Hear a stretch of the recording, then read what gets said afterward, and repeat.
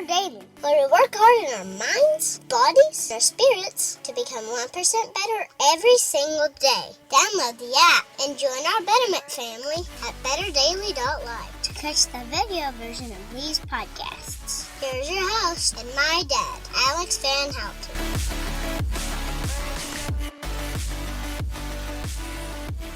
What is up, Betterment family? This is Alex Van Houten in Better Daily Live. Happy Thursday. Today is Word Thursday, and the word is courage. I'm really excited to get to this word with you. Now, before I get there, though, it is a snow day in Arkansas, and by snow, I mean ice. We've got ice everywhere. Me and the boys are going to, well, that was bad syntax.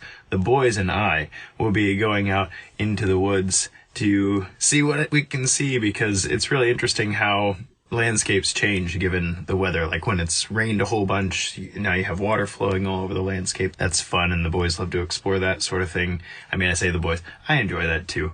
Landscapes change, and I find them really enjoyable. But the snow and ice on the trees and whatnot, that holds a special place in my heart. I grew up in Michigan. At one point, we moved around a lot when I was a kid, but we got a lot of lakefront snow in Michigan. And so for me, when I think winter, I think snowmobiles and igloos and ice fishing. And there's just something different about the landscape when everything's covered in white and the trees are bent under the weight of the ice and whatnot. So we're going to go enjoy that. Did you get winter weather where you are? I'd love to know. Let me know if you're dealing with winter weather, if you just got a whole bunch of rain, or if you're watching us deal with this ice, because everybody's hunkered down. Like, people, for every quarter inch of ice, I think they bought 3 gallons of milk at Walmart. So the grocery stores were pretty bare yesterday.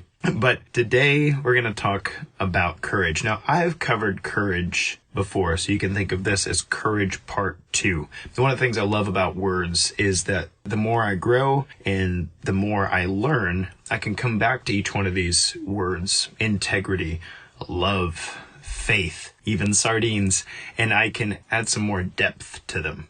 Words are really important. They have a powerful history. They go back in time, and they try to encapsulate things that we have found important enough to wield. In fact, in biblical language, the word is a sword. That means it's a weapon. It's a weapon that can fight against the bad thoughts in your own mind. It's a weapon you can use to fight against enemies. And it's a weapon that you can fight battles for other friends with as well, when you have really good control over your speech and you understand what the words mean and you have a deep relationship with words. And then you can start to wield those weapons well. And there's also this really interesting idea in the biblical language as well, that the word was in the beginning, and that it was speech that actually brought things into creation. Now, that's a very deep and difficult idea, so I won't unpack that here. But I do want to add to the word courage. So personally, I've been studying 1 Samuel, and I guess I should back up a little bit. I'm going to post the link to Courage Part 1 here so that you're not completely lost. But last time we talked about courage,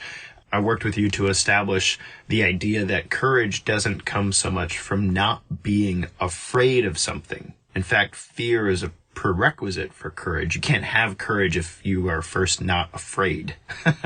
But instead, that courage really stems from knowing what's worth being afraid of. Or another way of saying it is knowing what you bow before. Because if there are things in your life that approach you that are fearful and scary, but I don't bow before you.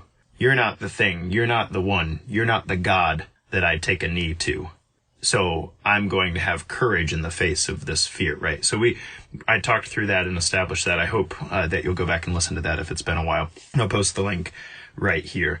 But Courage Part 2 today, I want to talk to you about an instance. It's a small sentence in 1 Samuel, but it hit me between the eyes like a ton of bricks, and I thought it was powerful and good, and something that I'm going to hold on to, and I hope you can too. So 1 Samuel's an interesting book. The Israelites have been liberated from Egypt and bondage, right? They've wandered around in the desert, then they've entered the promised land, And the Judges, the book before Samuel, the Judges, it's a time in Israel where there are no kings, right? So it says there was no king in the land at that time, and everyone did what was right in their own eyes. And you might be familiar with the story of Samson, for instance, who, he's the guy who, as long as his hair is long, he's really strong and he can rend lions and beat armies with a donkey's jawbone, right? That's Judges. But then we come to 1 Samuel, and Samuel's a really interesting book because this is where the prophet Samuel anoints the first kings of Israel. So he anoints Saul, and he's, it works out well for a while, but Saul falls out of favor with God in some mistakes that he made. And then he becomes really jealous of one David. And you might know David from David and Goliath, right? The little guy who brings stones into battle against the big giant. And he's not even wearing armor because he's not used to it. And he knocks the giant down and then takes his sword, the giant's sword, not David's sword. David takes the giant Goliath's sword and chops off his head, right? And that's David and Goliath. And so later, after Saul falls out of favor with God, the Israelites are saying Saul has slain his thousands and David has slain his 10,000s. And so as the story goes, Saul gets really jealous of David because he's fallen out of favor with God. He knows his kingship is coming to an end. He knows it's not going to pass on to his heirs. However, there's that kid, that young man over there, who has a lot of favor with God and has been anointed king of Israel, and who's going to take over after Saul, and Saul doesn't like this one bit. And so he enters some fits of rage and tries to kill David. It doesn't go very well, and David escapes. And so now, where we pick up in the story, this is 1 Samuel chapter 21.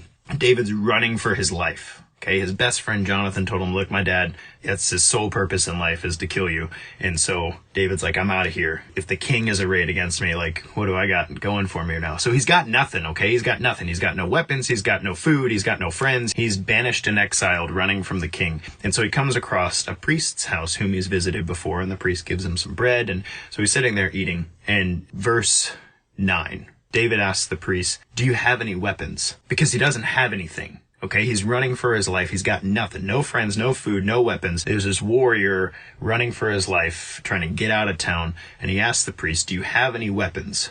And it says in verse 9 that the priest said, there's no other weapons here except the sword of Goliath, whom you slain, is in the corner with some cloth over it. If you want it, take it. And David's like, there's no sword better than that sword. Yeah, I'll take it. And so he reaches down, picks it up, and then he leaves. And think about this for a second, okay? How often in your life have you got nothing? You got nothing. You don't know what's in front of you. You know what's behind you, and it's scary as hell. And you come to a place where all you have is the reminder of a past victory. That's it. That's all you got. All you have is a reminder of the faith you had before. All you have is the reminder of the giant that you stood against. That's all you got. And so you're going to pick that up, put it at your back, and keep moving forward with courage. Because it's a reminder of what you didn't bow before in the past. It was Nietzsche who said, that which doesn't kill us makes us stronger. Look back in your past with me real quick. What have you been through that didn't kill you yet? If you're listening to the sound of my voice right now, if you're watching me in this live, you're not dead yet. And I know you've been through some stuff. I know it. I know if I asked you to write the hardest things in your life that you've ever faced, almost everybody I know would have a nice long page if they really thought about it.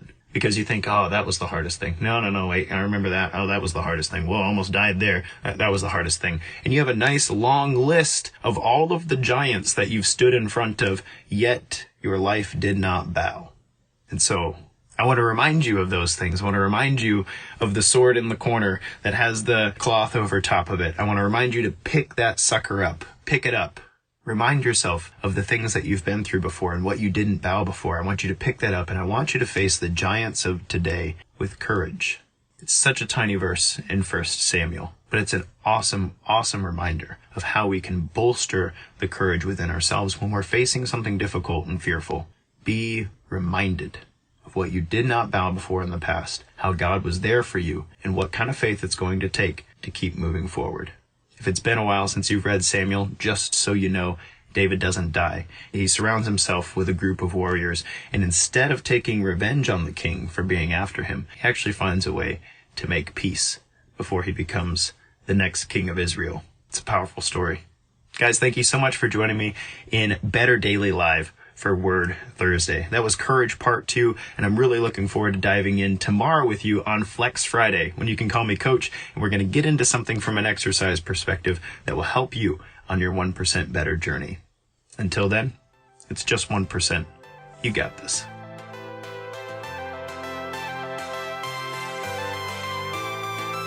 Thank you for joining us for your 1% Better today. Don't forget to subscribe for the podcast. Leave us a raving review to tell others how Better Daily has helped you in your journey. If you want more Better Daily, download our app and join our Betterment family at betterdaily.live. Use code POD to get 25% off your subscription. That's POD, all caps, to save 25% on your subscription. We all have a cross to carry. It's lighter when we do it together.